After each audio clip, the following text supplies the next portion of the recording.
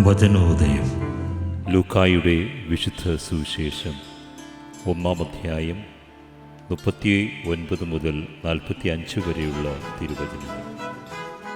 ആ ദിവസങ്ങളിൽ മറിയം യൂദയായിലെ മലമ്പ്രദേശത്തുള്ള ഒരു പട്ടണത്തിലേക്ക് തിടുക്കത്തിൽ യാത്ര പുറപ്പെട്ടു.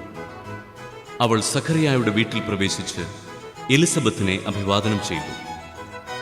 മറിയത്തിന്റെ അഭിവാദനം കേട്ടപ്പോൾ എലിസബത്തിന്റെ ഉദരത്തിൽ ശിശു കുതിച്ചു ചാടി.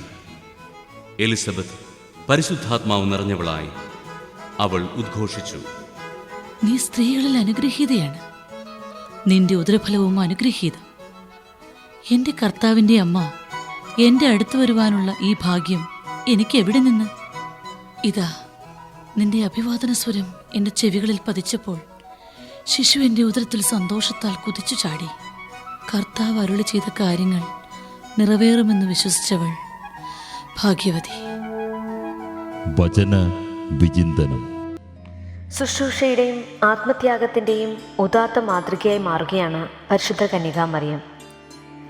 ദൈവത്തിൻ്റെ അമ്മയാകാൻ വിളിക്കപ്പെട്ടവൾ, ദൈവപുത്രനെ ഉദരത്തിൽ വഹിക്കുന്നവൾ, വൃദ്ധയായ തൻ്റെ ഇളയമ്മയ്ക്ക് തൻ്റെ ആവശ്യമുണ്ടാകും എന്ന് സ്വയം തിരിച്ചറിഞ്ഞ് തന്നെ തന്നെ വിസ്മരിച്ച് അവിടേക്ക് പോവുകയാണ് പരിശുദ്ധ കന്യകാമറിയം.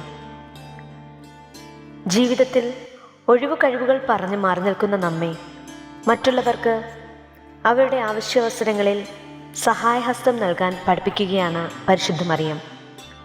മറിയത്തെ കണ്ട മാത്രയിൽ എലിസബത്തിൻ്റെ ഉദരത്തിൽ ശിശു കുതിച്ചു ചാടുകയാണ്. ഒരു പക്ഷേ താൻ ലോകത്തിന് വെളിപ്പെടുത്തേണ്ടവനെ ദർശിച്ചതിലുള്ള ആഹ്ലാദമായിരിക്കും ഉദരത്തിൽ കിടക്കുന്ന യോഹന്നാനുള്ളത്.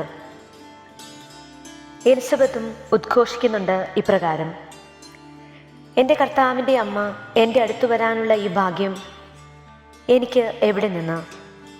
എലിസബത്ത് ഗർഭസ്ഥ ശിശുവിനെ കർത്താവെന്നും മറിയത്തെ കർത്താവിൻ്റെ അമ്മയെന്നും തിരിച്ചറിയുകയും ഒരു വിശ്വാസ പ്രഖ്യാപനത്തിൻ്റെ രൂപത്തിൽ മറിയത്തെ അഭിസംബോധന ചെയ്യുകയും ചെയ്യുന്നു. ഈ സ്തുതി സഭ ഇന്നും തുടർന്നുകൊണ്ടു പോകുന്നു. ആകെ സന്തോഷത്തിൻ്റെ പ്രതീകം ദൈവഹിതം നിറവേറ്റുന്നവരെ ദൈവം അനുഗ്രഹമാക്കി മാറ്റും എന്നതിന് നേർ സാക്ഷ്യമാണ് ഈ കൂടിക്കാഴ്ച.